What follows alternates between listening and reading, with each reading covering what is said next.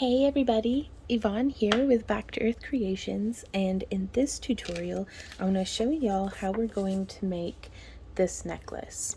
Now this is kind of a supplementary to our wire wrapping masterclasses that we've been doing. We had done a a precursor class that just covered making some little coil beads. And then this is kind of a follow-up class to the coiling masterclass that we'll be going over, or kind of we're hitting coiling and weaving in the same masterclass just because they go hand in hand really well. So this is just another supplemental video for coiling and weaving. So from here, we've sketched out our design, and I'm going to be using 3 core wires. And the wires that I'm using are all going to be 18 gauge in a vintage bronze tone. And then we also are going to be wrapping in 26 gauge antique copper tone. And all the wire that I'm using is by Parawire. This isn't sponsored, I just really like their stuff. Links to all the different tools and materials are down in the video description below. And let us go ahead and get started. So also, other than those wires, we do have the option to include some little decorative gear components, and I'm going to be hanging some chain from these broken chains that I have here. The chain's quite petite, so I didn't really want to use it as a necklace, but I'm going to use it as a drape chain coming off of this bottom design.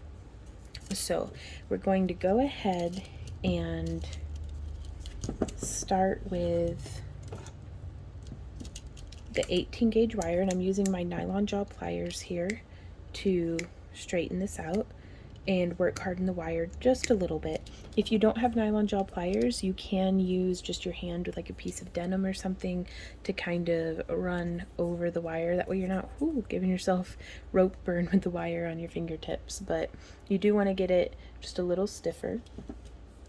And I'm going to snip off about 5 inches.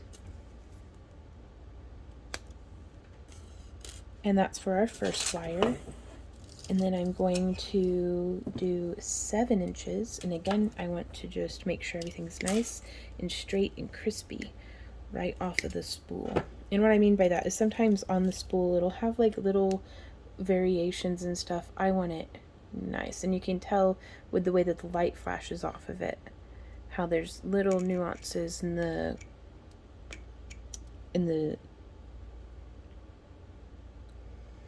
man, words are failing me right now. I want it to just be really clean, crisp, straight lines on the wire, and over here it has a little bit of waving. It's like a wavy texture from just, I don't know, me squeezing it too much, I guess. So 1, 2, 3, 4, 5, 6, 7. I've got a ruler carved into the edge of my desk here, so that's what I'm measuring on. But yeah, so it's gonna, let's give ourselves 9 inches for the next one. Parawire is definitely affordable enough that you do not have to be stingy. And then I want to give us 2 feet of wire for our little loopy part down here at the bottom. And again, that's probably way more than what I need, but I'll show you what we're going to be doing with any bits of scrap wire. And I want to start as well with the very bottom loop. So I'm going to be using my mandrel pliers. You could also use knitting needles or a pen or just whatever you might have on hand.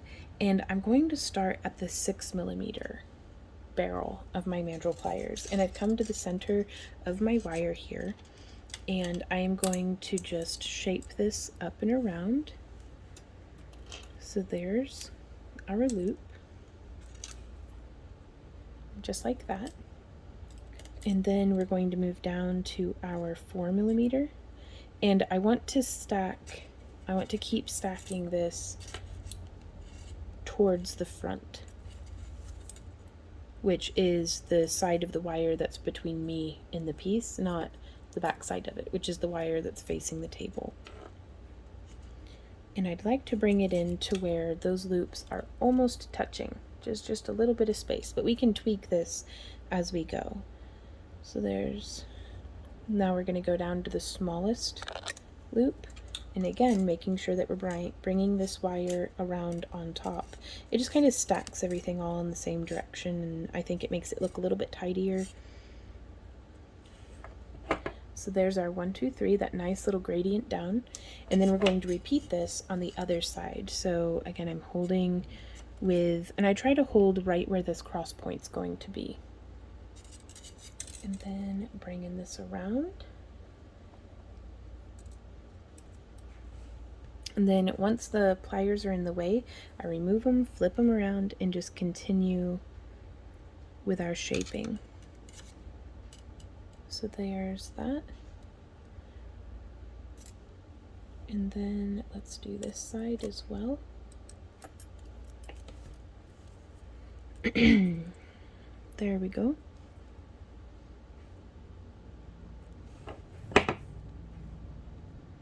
Now you could also use a thingamajig, one of those metal or plastic pegboards for wire wrapping, and those can be really handy, but it's a very good skill to have to be able to freehand this stuff, because I know I don't bring every single tool, though I try. I don't bring my entire craft room with me every time I'm out on the road traveling or going to different vending events and stuff, and so it's really nice to know how to do these things with as few tools as possible. So you could even have done this with just some round nose pliers. Now, I would need more practice to get to where I can do this as consistently. I like the simplicity of do this mandrel, then that mandrel, then that one, and I get consistent results. And I think these were like $8 to $15. I've never spent more than $15 on a pair of pliers. And that's for specialty pliers and stuff like this. So, but worth every penny. So now I'm going to come through and I'm going to check where this landed on my round nose pliers just to see. And so I'm going to hold it up a little closer. So I'm only about 4 or 5 millimeters from the tip of my pliers. And I'm going to continue around because I want to make some nice little loops that are not on my mandrel pliers if I just used my mandrel pliers. So coming around, I'm going to use my nylon jaw to make sure that that's nice and smushed, kind of flat-ish. And I'm going to kind of see here and see how many, just based on our drawing. Now I did trace the outline of the gear on this piece, but I just kind of want to see. I think we can get away with doing at least one more in that same size. So yeah, right about there. If you're risking, like if you're not certain it's going to be the exact same size, like to err on the side of just a little smaller. So just gripping like that. Whoops, hitting the camera with my wire. And then again, just making sure that each little loop is stacked on top of the one before it. And however you decide to do that, my best advice is to just be consistent with it. Easier said than done, I know, but you can get there. Okay, so again, checking the size of that loop, and then coming in to about there on my pliers. And we're just going to shape it around. And again, once I get to here, I like to remove my pliers, put them back in, and then shape the wire. Give it a gentle smush. And then let's do that again, possibly risking being on the sides a little smaller. Bringing that wire around, shifting my pliers out of the way, and boom. That is fantastic. Okay. So it definitely trimmed off more wire than what was necessary. And you can see here kind of how that's stacking, and I'd like to come through and smash. Just give it some squishes.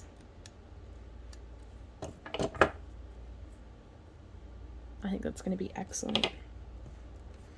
And I'm not snipping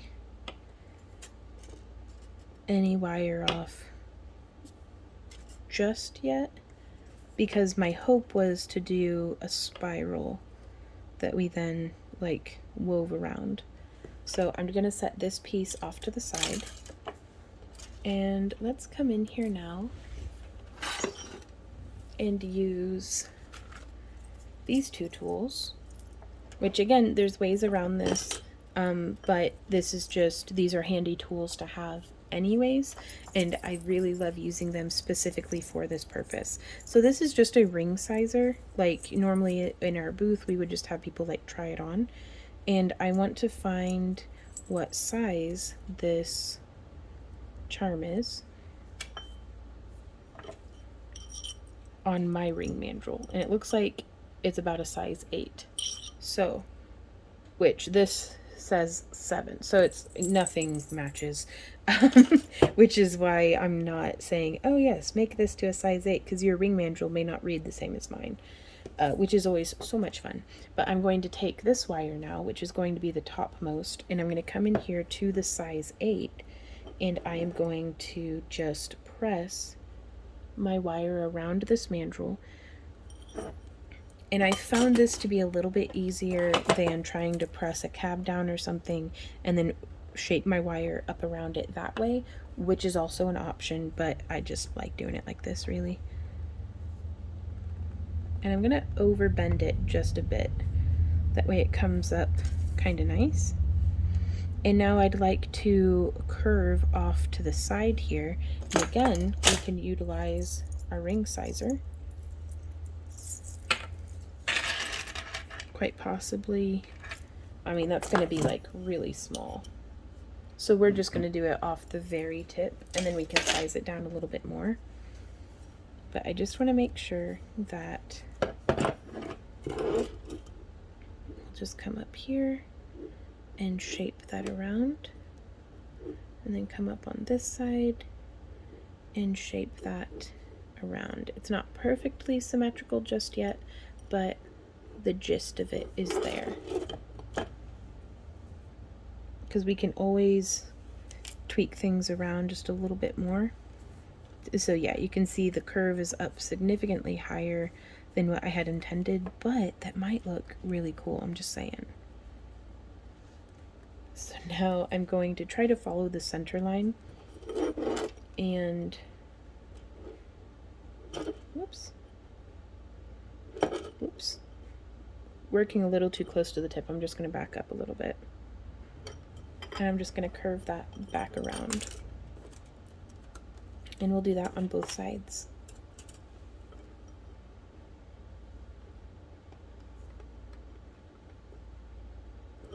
So now that we've made a fair squiggle,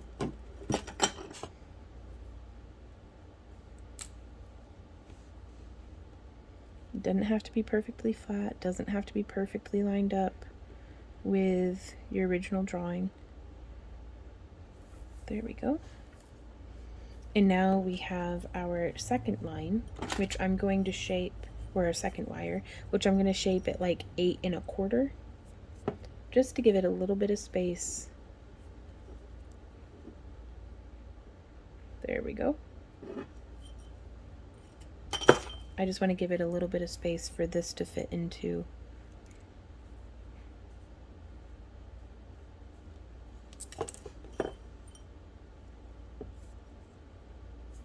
There we go. So just like that, we're able to fit one inside the other.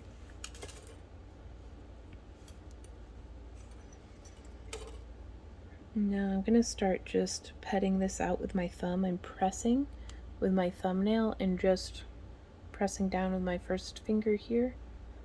Just getting a slight curve.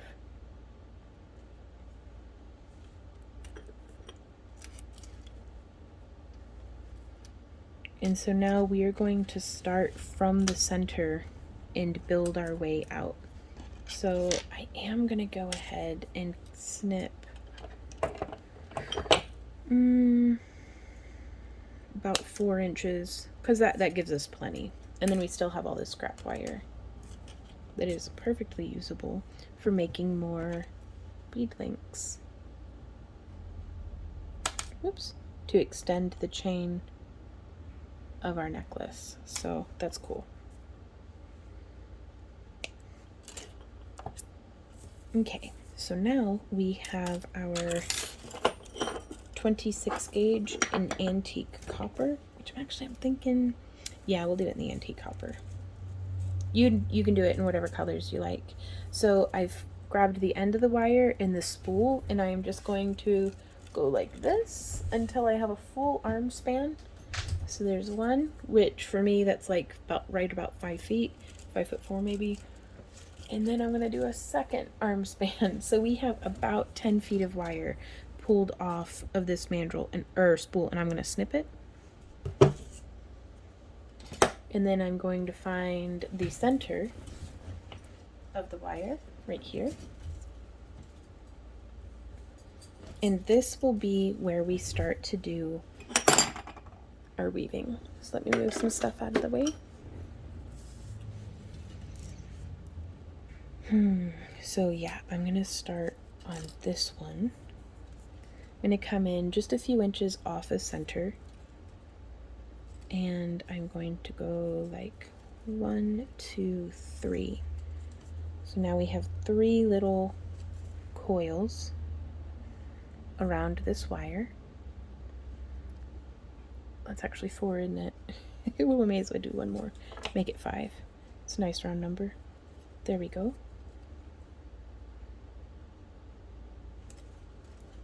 And from here, we will start to fit in this second wire. Now I do recommend having completed our wire wrapping masterclass up into this point, so around lesson 5 or 6. If you don't have any prior experience, that should help get you up to where we are now. So then I'm wrapping twice around both. And now I'm going to do that on the other side as well.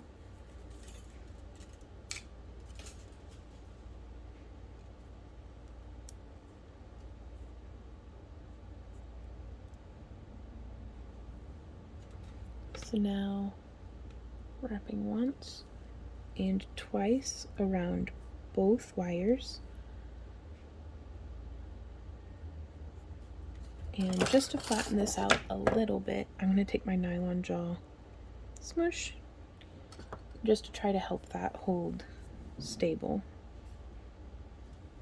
Okay, and now I'm going to add on this piece, which I'm going to try to keep centered.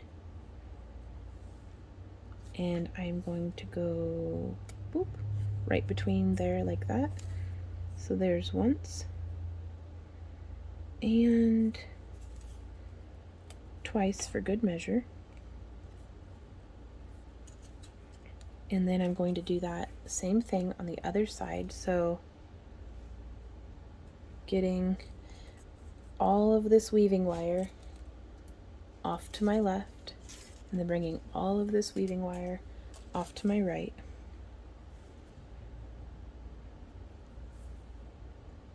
And then we're going to come through and wrap once around all 3. I'm wondering if removing that, yeah, that helps with the color balance a little bit. And then 2. And now I'm going to wrap 2 around these 2. So I'm coming between wires 1, 2, 3 for the core wires. I'm coming between wire 2 and 3. And wrapping once and twice.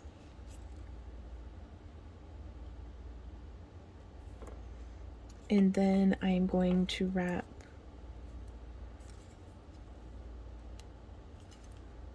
just between wires 1 and 2. You can see how we've wrapped around the back side there, and it doesn't necessarily want to sit as tidy as what I want it to, just because wires 1 and 2 are very close to each other right now. So what we can do is we can come in with our bent nose pliers and kind of just cram everything together. Maybe even smush it flat, like that. But from here, let me get the other side up to this point as well, because I'm just trying to get everything stabilized. Moving, whoops, my left wire all the way off to the left, keeps things from getting tangled, and then I've got my right wire all the way off to my right side, so my body is keeping this wire from tangling with this wire. So yeah, we did 1, 2, so now let's go 1 and 2, give it a bit of a smush, come in and give it a bit of a squish just to help make some space, and then we will go just once around that one and bring that wire in and pull it nice and tight. Excellent, because this is where we are going to start weaving in our gear.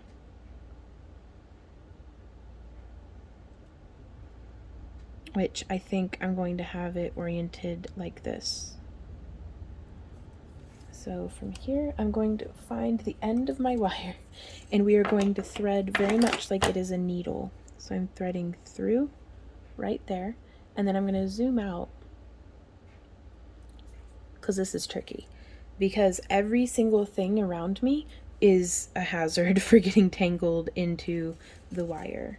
But as we pull through, we just want to make sure that this wire does not kink. So I'm going to open that loop up and bring it on down. So there is one, hooking around just wire 1.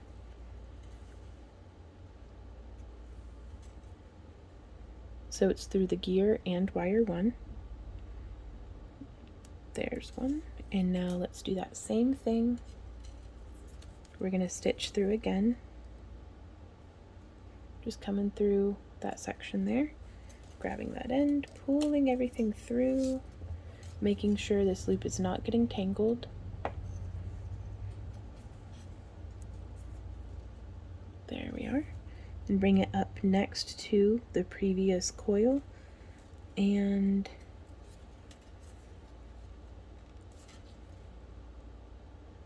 there we are. Now I do like to come in, if my pliers will reach, yes they reach, and give it a smush to keep everything nice and flat. And now I'm going to come between the gear and wire 1, so that we can then go 1 around 2, and then 2 around 2. I do these tutorials in real time because if you're an experienced wire wrapper, a lot of this stuff is going to seem very, very obvious to you. But if it's your first or 10th time wire wrapping, some of these things, you know, I've been wire wrapping for years, and I watch tutorials by other folks, and there's still stuff that I'm like, oh my god, I had no idea. So my heart's always with the beginner, always with the student. And there's no telling what we might learn from each other. And y'all may see me doing something that it's like, Vaughn, why on earth would you do it this way? So there might be something that I'm doing that you have a much better way of doing. And so I learned from y'all way more, I feel, than what y'all learned from me. But I appreciate y'all being here so much. So if my tutorials are a little too slow, you did click on my face, and while I do appreciate that, you can always speed up the video. You can put it into the settings on 2x speed. You can feel free to skip ahead. Like, my feelings are not going to be hurt. I'm just doing what I feel like I need to do to be the teacher that I wish I had had when I was learning how to wire wrap. So that being said, too, if y'all ever have any questions or anything, you can feel free to email us at backtoearthcreations@yahoo.com, or you can leave a comment down below. That's always a good way of getting help, not just from us, but from other viewers as well. Okay, so I've wrapped 2 around all 3 now, And I'm going to come down and I'm going to wrap one and wrap. It can be kind of tricky to get around all of these wires, but it's okay.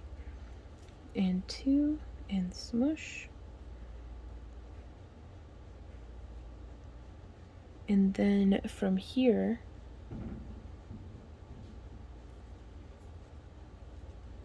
let's see. I am going to skip. I'm going to go one. Nope, that's the wrong lever. Ooh, where did I even get it in there too? Okay, so undo that last stitch. Okay, I would like to weave around this one 5 times. So I'm going to zoom out just a bit because I'm very struggling with staying in frame today. So there's 1,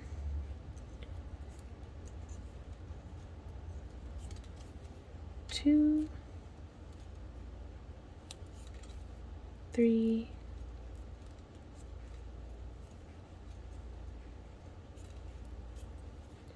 4, and 5. And now I'm going to wrap 1,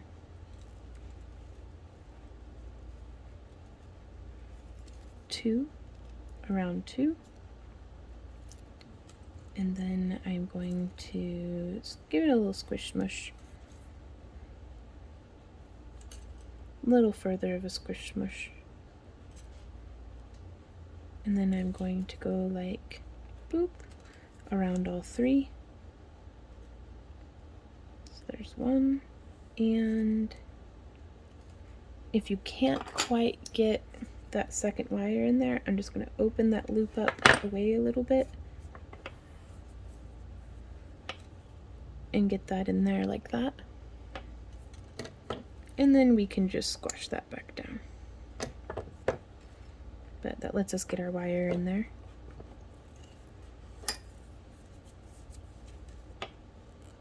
There's 1, 2. So now I'm going to do 2 wires around 2. So there's 1 and 2. I'm going to come in and give that a little bit of a smush with my bent nose pliers, just to keep everything kind of flat and shiny. And from here, I am going to wrap once around wire 1, which is the one closest to the gear. And then I am going to find the end of my wire, and I'm going to stitch through. There's 1. Oh, I'm wandering all over the place. Sorry, guys. There's 1.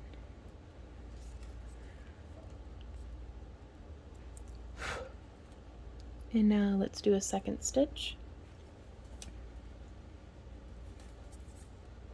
So bringing that wire up and through, grabbing it, pulling.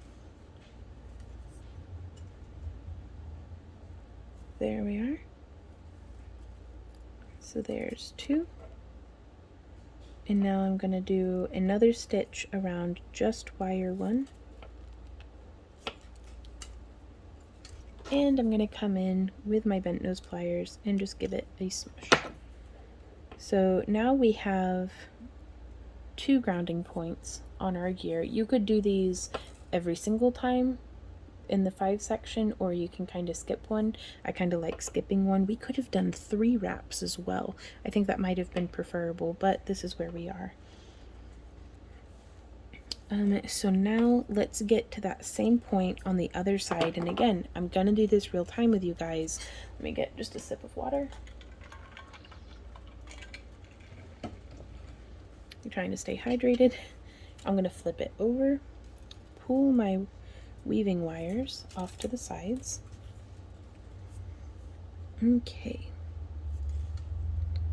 And before I get too far into this, because the little teeth on the gear can kind of hold on to your wire weaving, so I just want to get this part right here lined up with like the dead center of my wrapping.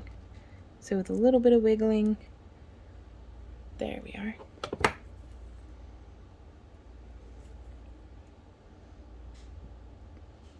So there's one. So then let's go ahead and stitch through. Ooh.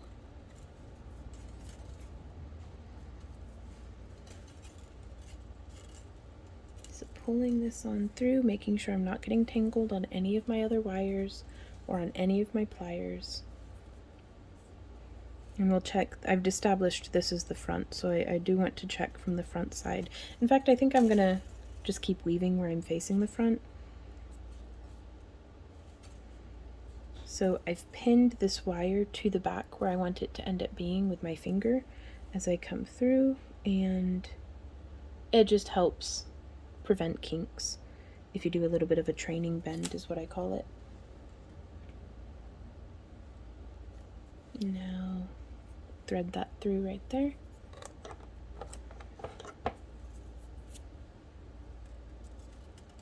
Pulling on through. There we go. And you can smush them closer together. Because yeah, if we did 3 coils here, then with just one on either side, then that would keep the spacing perfectly even. But I don't think, so far, I have never had anyone say to my face when vending that they're like, pardon me, but you were 1 stitch inconsistent on the, like, no, that never happens.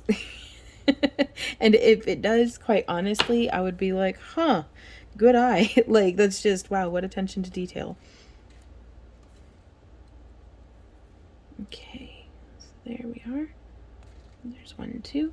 And then again, holding it down there at the back, hooking around, and just 1 stitch. And sometimes you may need to open it up just a little bit to get that stitch down in there where you want it sitting. And again, making sure if you're particular about how you want your gear centered, now is the time to be particular about that, because the more weaving we get done, the more difficult it's going to become to adjust that. So again, coming in with my bent nose pliers, smush, smush, smush. Oh yeah. Okay. And now I'm going to wrap twice around 2, and I'm going to take this and kind of curve it down a little, not quite enough. Whomp. That way I can kind of get in between the wires a little more easily. So there's 1.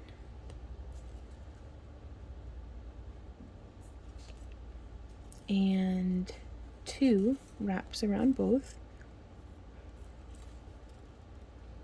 And now we'll do 1 and 2 wraps around all 3. And then 1 and 2 around both. Smush and squish. And from here, again, I am coming in.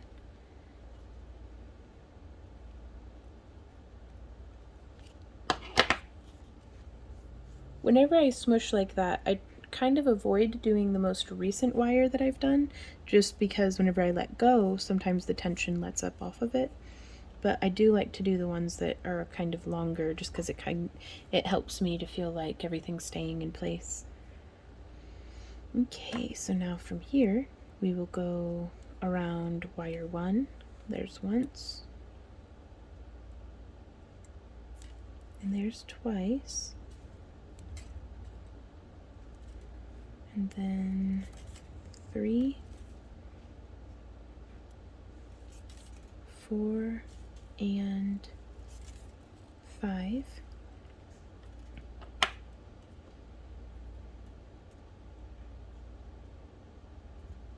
And now we will do 2 around 2. So there's 1 and 2. And then we can smush everything down. Let's do 2 around 3. So this is going to pull these wires in a lot tighter to each other. And again, I'm going to come in here and I'm just going to open this one up that way. just to make room for that wire to come in. And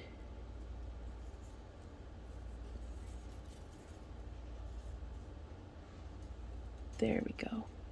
Keeping that nice and flat. And then we can bring that loop in.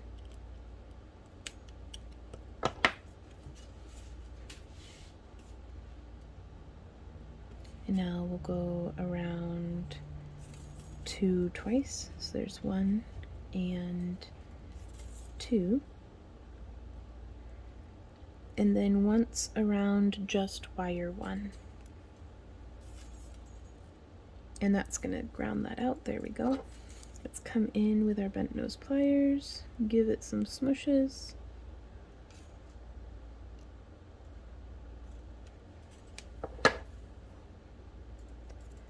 And from here we can make sure,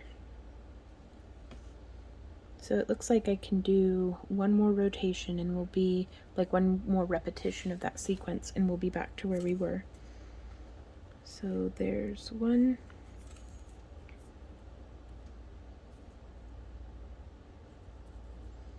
And I'm just following how it's sitting on this side. Wire 2 is going straight up quite a ways, and then we'll do wire 3 curved out to the side. So that's pretty cool. Okay, so there's 1. I'm going to come through, find the end of my wire, and let's go through here. I'm going to scooch on my pliers for a sec. So there's 1.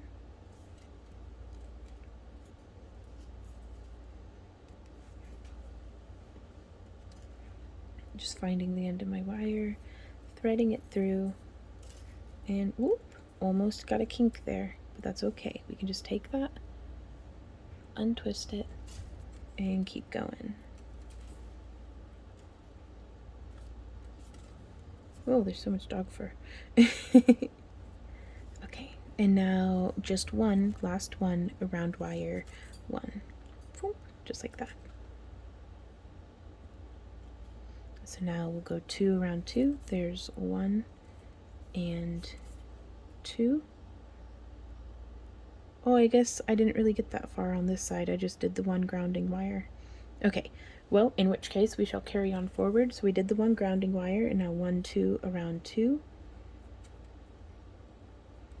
And on this side, I'm going to go ahead and start shaping our wire 2 to fit into that curve. So now we'll do 2 around 3. So there's 1, 2, and then 2 around 2 again. 1, 2. And I think I'm going to go ahead and have my snip here. I'm going to snip it at like 1.5 inches. 1.5 inches past where that last 2 around 3 stitch happened. So there we are. And I am going to measure that on both sides, and this is on wire 3. So following this wire.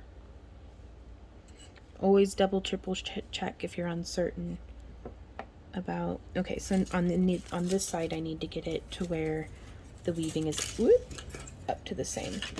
Oh my gosh, let's see how much more I can throw this though, really.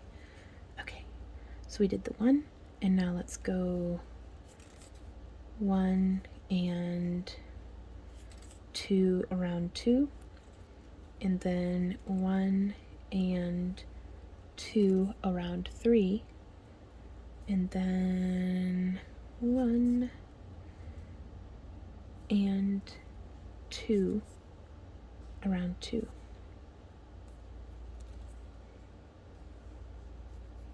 Yeah, let's go ahead and just to stabilize this, I'm going to do 5 around wire 1. So I'm going to spread that out just a little bit more.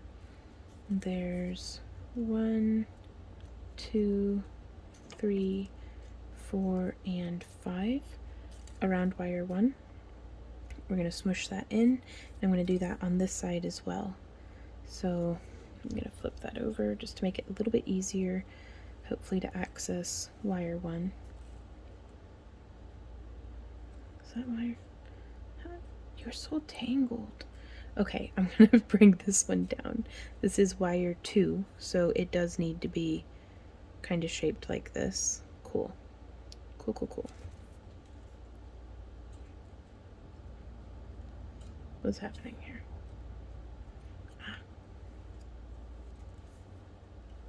There we go. So around just wire 1. So there's 1, 2, 3, oops, 4, and that actually worked for the better, and 5. Don't forget, you can go 3-dimensional with your stuff. You don't have to stay perfectly flat like this. Okay, so now I'm going to measure the 1.5 inches from right here. I'm just off screen doing it on the ruler I've carved into my table.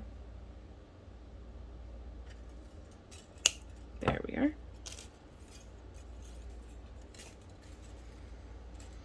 And now from here, I'm going to, you can always practice on some scrap wire making a spiral.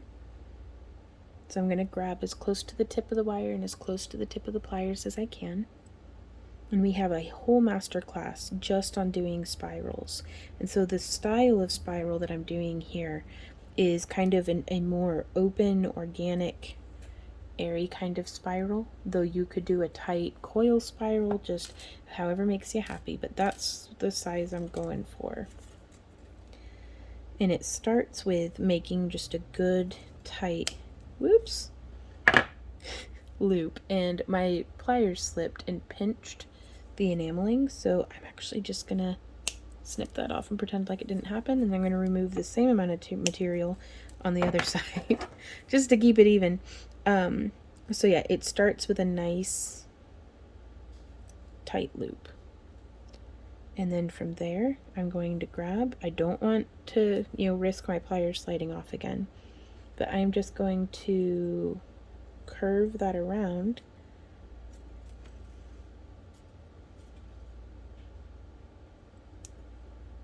trying to get it to be nice and tidy and snug up into that curve. So it looks like we may actually be able to take just a little bit more wire off to get that to be as nice and tight as what I would like. So I'm going to snip off just a little more, so another 2 to 3 millimeters, and I'm going to take that off of this side too. So and I've had folks comment, they're like, oh my god, I wish you would just have it figured out before you start the tutorial. And it's like, well, I'm sorry that you feel that way, but I'm doing my best, and sometimes pieces just evolve. So it is typically, when you're doing something, a good idea to read the full set of instructions first, or maybe do a brief look through on the tutorial. But I'm never like, haha, this will mislead them. Like, that's not what's going on here, you guys. But, so I never intend to steer you astray in the tutorials. So there we go. So there's that one. I'm much happier with that size and kind of spiral distribution.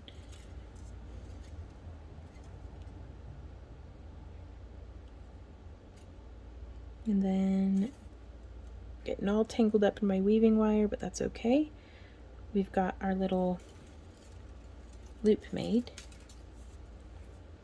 And I'm going to grab here and just continue around. There's that.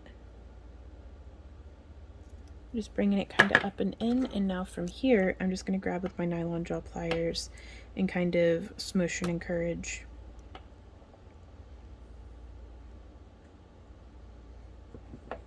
As much symmetry as possible.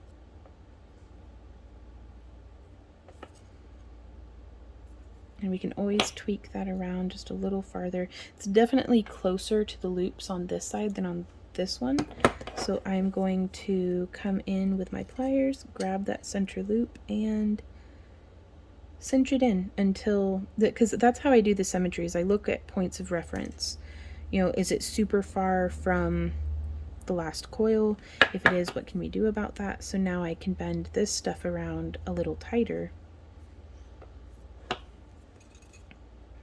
And I think that'll sit pretty nice. Okay. Very nice, actually. I'm really pleased with that. And now I'm going to do a spiral on these ones as well.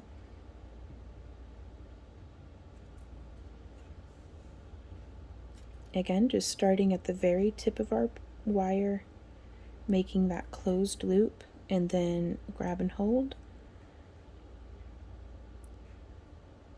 And twisting your hand like a vroom vroom, like a screwdriver or something. So there we are. And if you have one direction that your hand makes spirals best in, keep doing that direction. Like, you know, if it helps you be consistent, turn your project around to where it's accommodating of you and your range of, you know, hand and wrist mobility and stuff like that. Don't feel like you have to get up underneath something all weird angled just because that's how you saw somebody else hold their pliers. Like, no, you do what you do what's good for you. And what works best for you and what fits best into your hand is the best way. Then I can come in here and kind of just bend a little to position that. There we go. Not perfect, but it's okay. Kind of like it like that.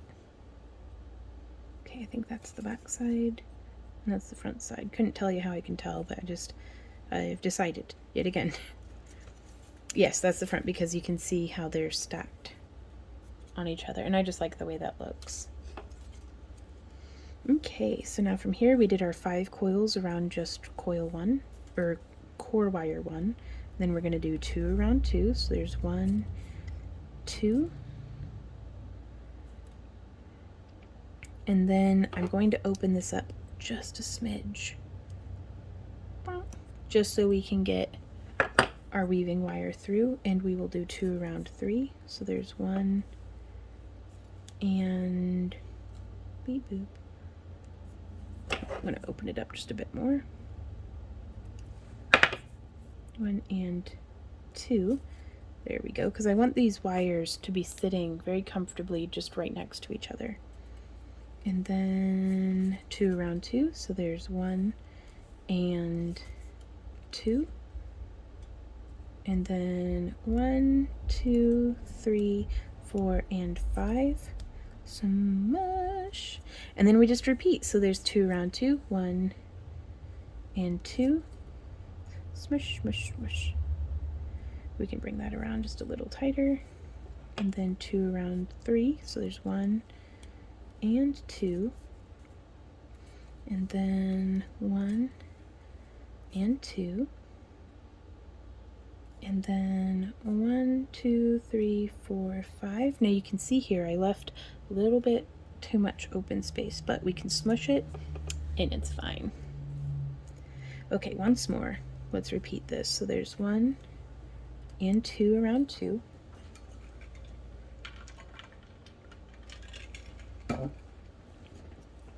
Just getting some more water.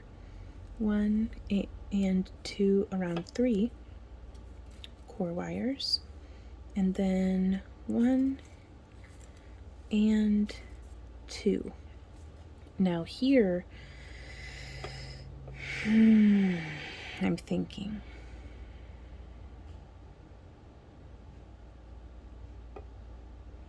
We will come up and do 1, 2, 3, 4, 5, 6, and smush. 7, 8, 9, and 10. And I'm going to smush that. I'm going to lift it quite a bit. I'm going to snip right here, close to where it's going to be pinched between these 2 core wires. So we've snipped that. Anytime I snip my wire, I like to go ahead and smush down that loose end. And now we're going to take this same weaving wire and weaving in the same direction we had been going. I'm going 1, 2, 3, 4, 5, and I'm going to smush that in pretty tight. I'm going to snip off this little bit of tail here. Oops, and smush it. And then I'm going to push that all the way in to where it looks like it's kind of branched out a bit. And I'm going to go 1 and 2 around 2. So just like that. And now I'm going to go 1, 2, 3, 4, 5.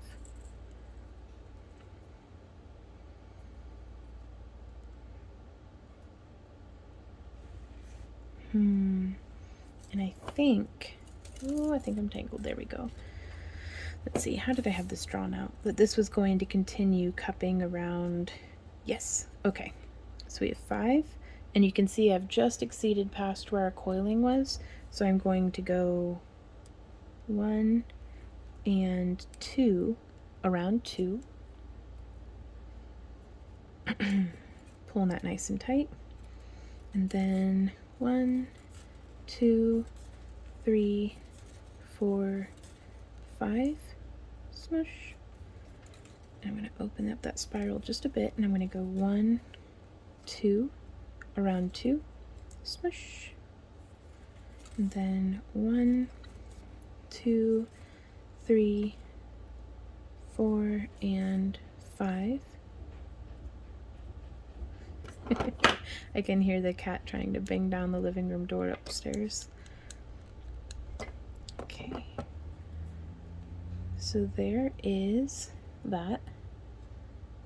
And I am pretty pleased with that, honestly. So that was 5. So let's do 10 more. There's 1, 2, 3, 4, 5, 6, 7, 8, 9, 10. Smush. Yeah, I think that's perfect. So I'm going to go ahead and snip it.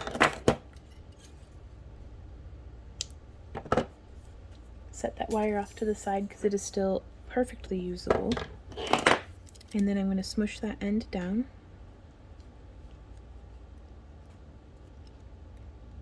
There we go.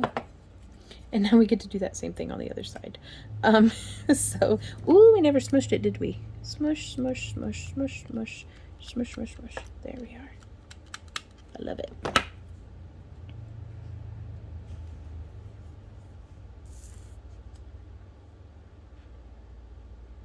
Really, really digging that. I'm going to wait to trim this end until we've gone to the other side. So now we did that 5. And it looks like we do 3 repetitions of the full pattern. So that'll be 1 and 2. This is the back side. I want to make sure, yeah, that I'm doing it correctly. I'm going to get in here, being real careful that I don't want my pliers to slip, and I'm going to open that up because we can tuck that back in, like we can make that spiral nice and tight again later. I just want the room to be able to weave. So there's 2 around 2, 2 around 3, making sure they're not getting crossed on each other. And let's go ahead and smush this out too, because I really want these wires to sit next to each other and behave. So there's 1 and 2 around 2, and then 1. We can open that up just a bit so that that wire fits in comfortably. 2, 3, 4, 5. Smush. And again, do a little smushy smush just to keep it tight and tidy. Okay, and then 1, 2 around 2, and then 1 and 2 around 3, and then 1, 2 1, 2, 3, 4, and 5. And then 1, 2 around 2. And then our last 2 around 3. There's 1 and 2. And bring it back down. 1, 2 around 2, and then 1, 2, 3, 4, and 5.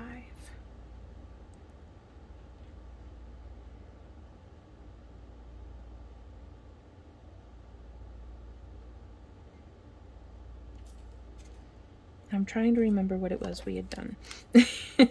Oh no. And I know I have it on video, but I'd have to stop recording to go back and watch it, and I'm not about that life. So here we are. Okay. So it looks like we went 1, 2, 3, 4, 5. Let's bring it up to 10. So again, I'm going to get in here, open it up. Because also, I like to do the troubleshooting of trying to figure out what it was that I had done, because I don't know how many pieces I've worked on where I haven't been recording, and so I don't always have that luxury of, oh, well, you know, I can just go through and, you know, see if I can find the footage and see what it was that I had done. So that was 5, 6, 7, 8, 9, and 10. Give it a good smush. We're going to give it a snip real close to the wire. That way, whenever we burnish it down and in, that loose end will be nice and tucked between our thicker core wires. And now from there, we're going to do 5 stitches. So I'm going to open these up just a little bit so that there's enough room for our coiling to slide in there. And I'm going to go like 1, 2, 3, 4, 5. Give it some smushing. Do a snip. And burnish that loose end down. It's just so much easier to do them as you're doing them than it is to try to go back through and like, okay, where did all of those loose ends go? So we bring that all the way up. Just slide it up to the other pieces. And then we're going to do 2 around 2. So there's 1 and 2. And then we're going to go 1, 2, 3, 4, and 5. Let me get that wire out of the way. Smush. Bring these 2 wires much closer together, and then we will go like 1 and 2 around 2. And then just shaping this wire around. 1, 2, 3, 4, 5. Smush. 2 around 2.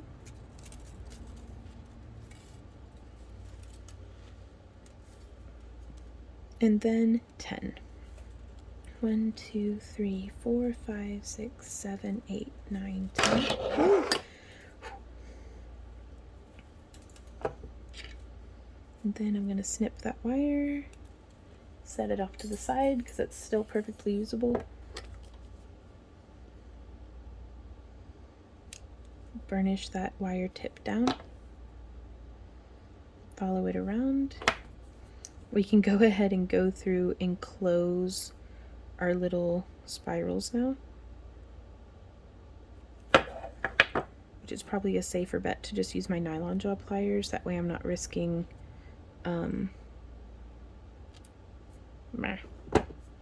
or I can come in with my super petite nose pliers. Yeah.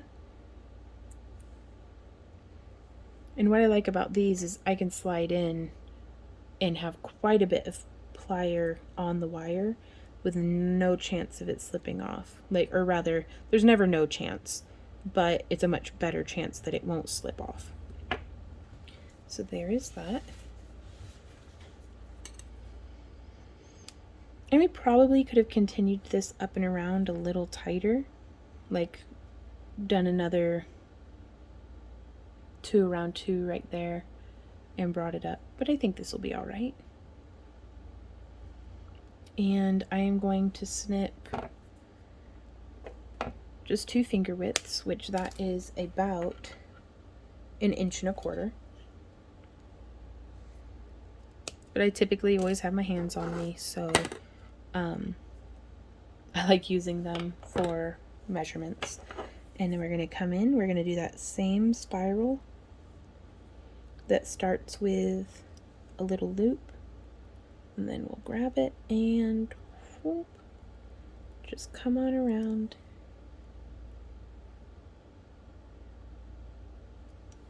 And then this is where we will hook our necklace to. So again, coming in, making that loop, and then coiling it on. And I like to use my finger on the back of it because it helps me keep my coils from becoming 3D and like building out. Like I want the necklace to sit quite flat until, you know, if we wanted to make it into a circlet, we could then come through and shape everything so that it does stand up with a little bit of space. But you can always flatten it back out. But it's just nice to have, you know, be able to control the wire to get it to do kind of what you want it to do. So now is some more of the fun part. I have this broken chain here that has some extender chain on it. And this is plated iron, but I'm going to, where'd my ruler go? This is the same ruler I've had since middle school, y'all. Shatterproof for sure. I've never sword fought with it, but I think that's why it's lasted this long. Okay, so I want my first chain coming off of this to be, oh, yeah, actually let's just do all of them at 5 centimeters. Yeah, that'll be perfect. So what I'm doing here is I've measured off 5 centimeters of this very petite chain. This is not chain that I typically purchase. It's just some that like I had from like pendants that I had purchased online that came with chains like pendants like this. Like, and I was like, that chain's way too thin for that pendant. But anyways, so I'm just lining it up and then snipping, and then I'm gonna find the next spot. And it looks like I need, oh, it didn't snip through, did it?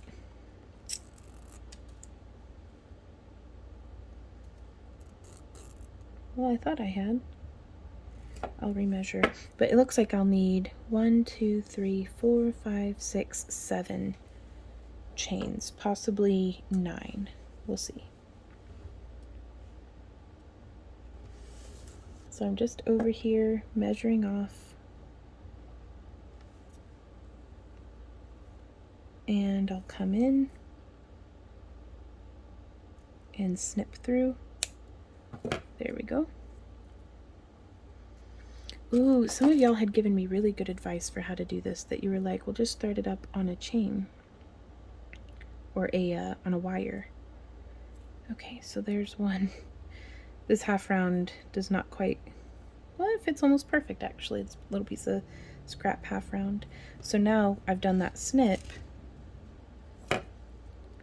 I'm going to thread through the chain and then let them hang down, and I'm going to snip the link that exceeds, yeah, perfect. So there's 2.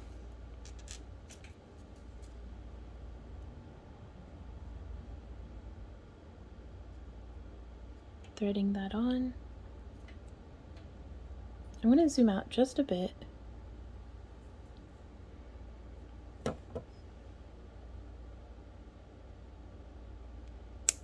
So there's 3.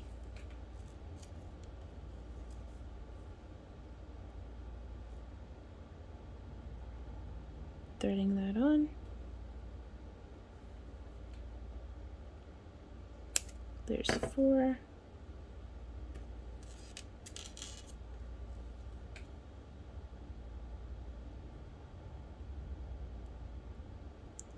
see if we can get that threaded on. There we go. There's 5. Once we get this snipped. Yep, 5.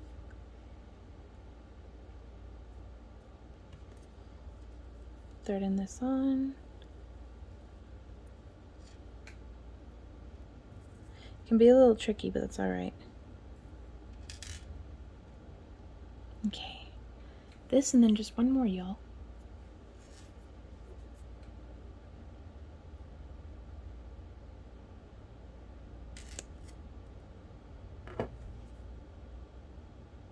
Yep, last one.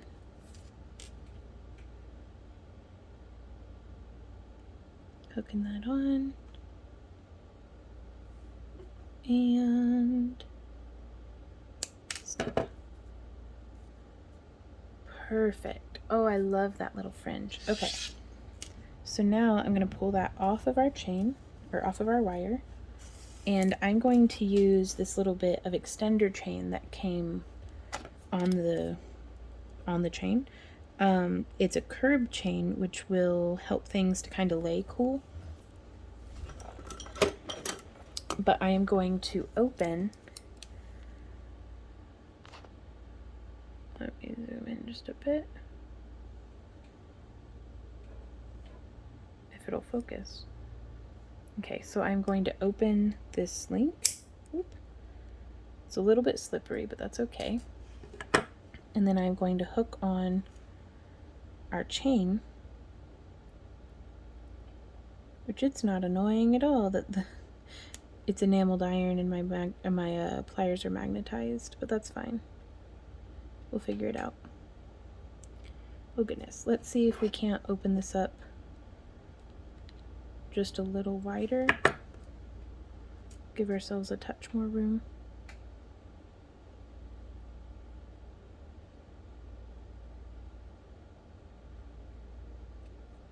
Excellent. Okay, we got that hooked on there.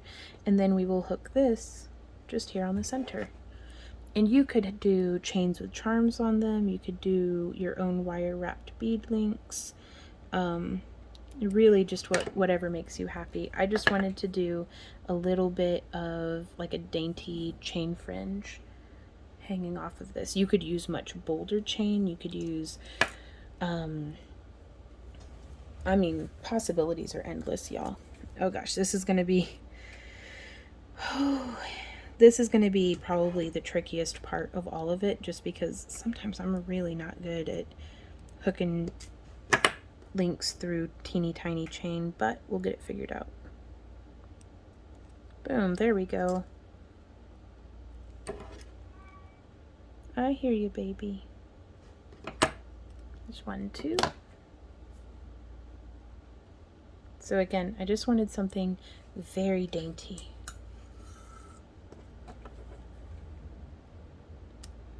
And you could quite possibly even double up on the chain that you're hanging from each of these segments if you're following along with this design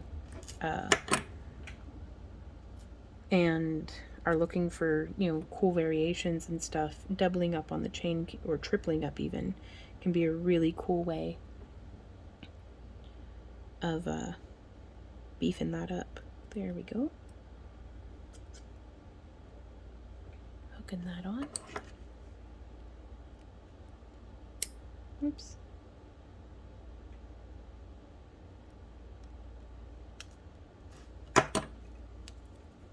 Or even like a seed bead fringe coming down off of these, like incorporating some beadwork.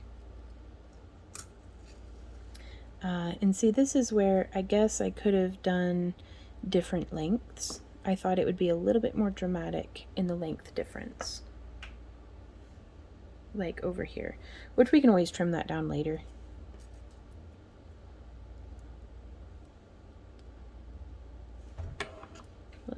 The reason why I'm using these extender chain links as jump rings is because I know that they will fit through the links of the chain itself, because that's how they were attached. So There we go. So I try to not jump to any conclusions before like the piece is finally put together, because I can always trim it later. But I'd like to see how the final result looks before jumping into any decisions like that, because it gets a lot trickier to splice pieces of chain together if I trim it and decide that I don't like that. Oops. There we go.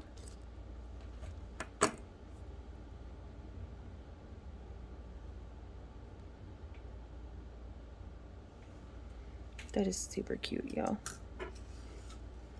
Okay, so just 2 more. And then I do think I am gonna trim it just a bit. That'll be all right.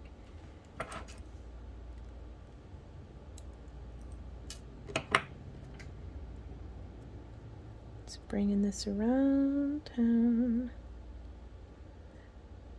So I wanted to shout out to everybody here watching in the premiere. Hey everybody, thank y'all so much for coming and hanging out with me today. If any of y'all are watching this in the future and you wanted to be watching it during the premiere, but you keep missing out on them, be sure to sign up for our free newsletter at backtoearthcreations.com. There's a sign up form just right there on the homepage, and you'll get emails sent to you when we have new shop updates, new tutorials, and new live streams. There's also our streaming schedule is there at the bottom of our homepage as well, that we update every month.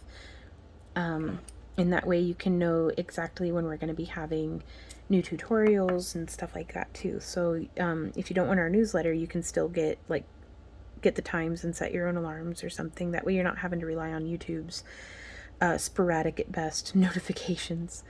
Though also in the newsletter we do send out a 15% off coupon, which I think is a lot of fun, and that applies for pretty much everything in our shop. Not custom work and not auction items, but we don't currently have any of those listed anyways. That's usually around Christmas time, so, and at the time of recording it is summer. So okay, so I think this does look really cute, but what I'm going to do is I'm going to cut off a 1/4 of an inch here, a 1/2 inch here, and 3/4 of an inch here, just to give it, I want a much more dramatic trim. And so I'm actually going to come up and count. So let's see, I'm going to hold on to the end. So it's 1, 2, 3, 4, 5, 6, 7, 8, 9, 10, 11, 12, 13, 14, 15. I'm going to cut it on the 15th. Yeah, because of 5, 10, and then 15. Yes. Okay, so I'm going to do that same thing over here on this edge. So again, holding on to that tip length, that's 1, 2, 3, 4, 5, 6, 7, 8, 9, 10, 11, 12, 13, 14, 15th link, snip. And then we'll just do 10 on this one, because already you can kind of see the shaping that that's going to give. So there's 1, 2, 3, 4, 5, 6, 7, 8, 9, and 10th link. So grabbing the tip, there's 1, 2, 3, 4, 5, 6, 7, 8, 9, and 10. And now just 5 over on this one. So that's 1, 2, 3, 4, 5. So that's 1, 2, 3, 4, and 5. Let's see how that. Yeah, that is what I'm talking about. Okay. That is much more what I had in mind. A nice little bloop shape. Okay, so now we get to put on these beads that we had made that are gradiated from small, medium, and large, and we will be using our bead kit, or ring kit. Oops. And the ring size that I'm using is the 18 gauge 1/8 inch, though you can use pretty much whatever size you like for jump rings. And these are aluminum, but they match the silver tones really well. And I'm going to be using 2 connections per You know, it might look... I'm going to put these back in. I'm actually going to use the 20 gauge stainless steel rings that I have, because I think I would rather go with a thinner ring just to match the kind of daintier aesthetic. So I'm going to set that off to the side. But yeah, these are some 18 gauge or 20 gauge 1/8 inch inner diameter. And I like storing them in an old Crystal Light bottle. So I'm going to just open 2 per connection point.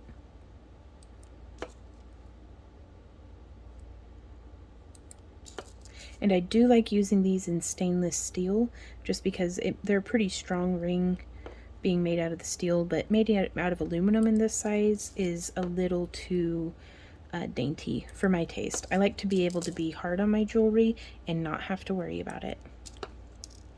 Because if it's a piece of jewelry that I have to be like delicate with, it's just never gonna get worn. That's just me though. I don't really do much of anything that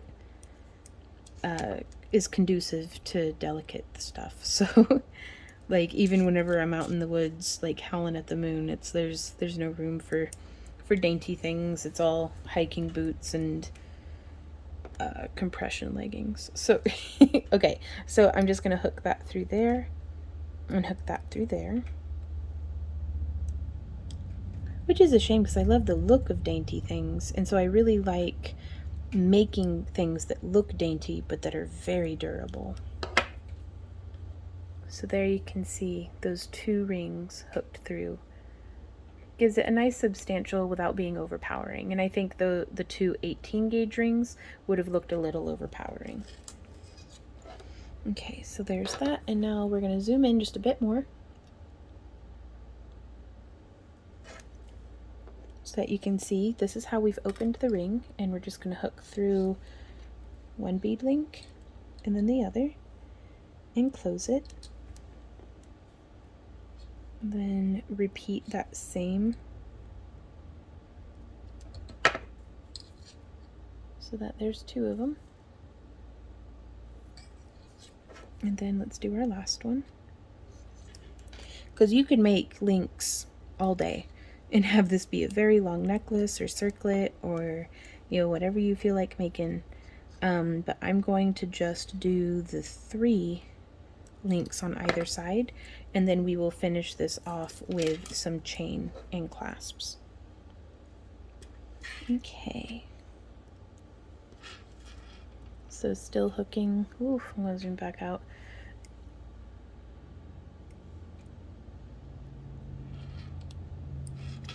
Again, I never am maliciously wandering out of frame just to spite you.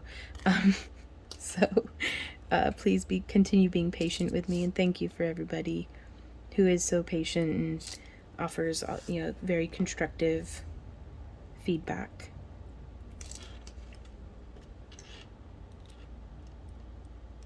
There's the other one. It's nothing if not time consuming, you guys, but I wanted to, I mean, I've said it before, I'll say it again.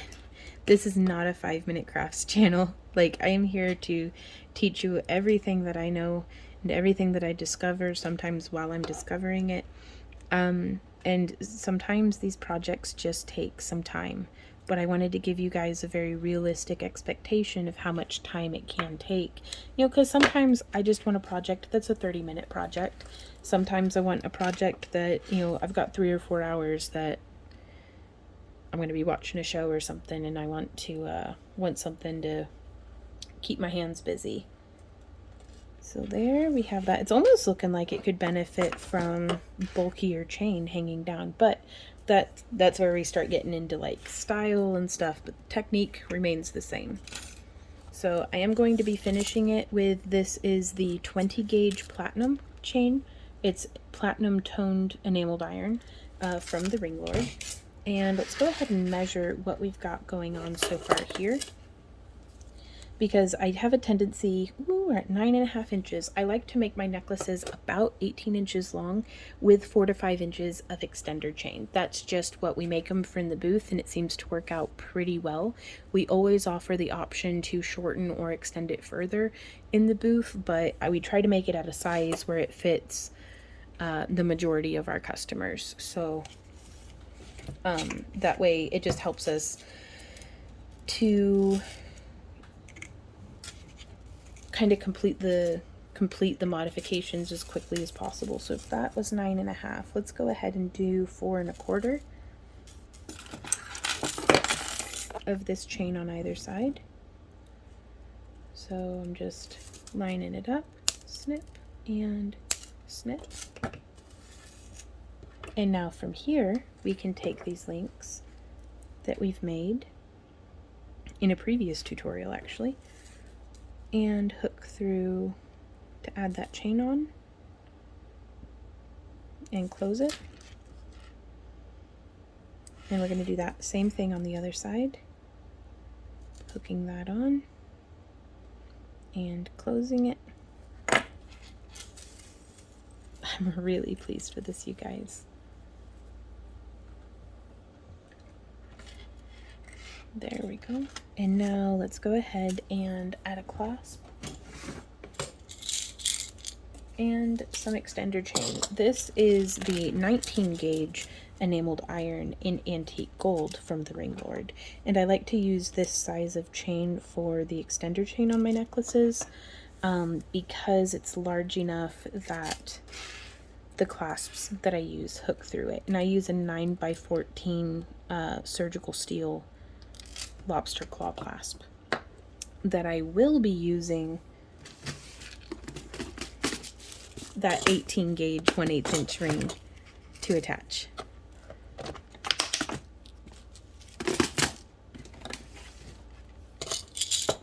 I don't know if I took a clasp out yet. Well, there's another one just in case.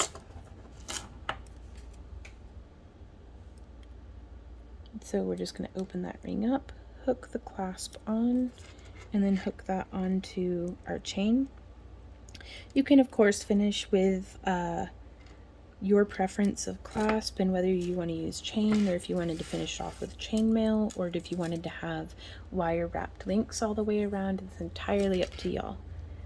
We're gonna hook it there onto the chain, and this is a done project, y'all. Thank you guys so much for coming and hanging out. I do hope that this was helpful to you. If you have any questions, comments, or ideas, please leave them down below or send us an email at backtoearthcreations@yahoo.com. If you enjoy our free tutorials and would like to support the creation of more of them, as well as participate in our behind the scenes content, our Friday live streams, different things like that. It's a little messy right there.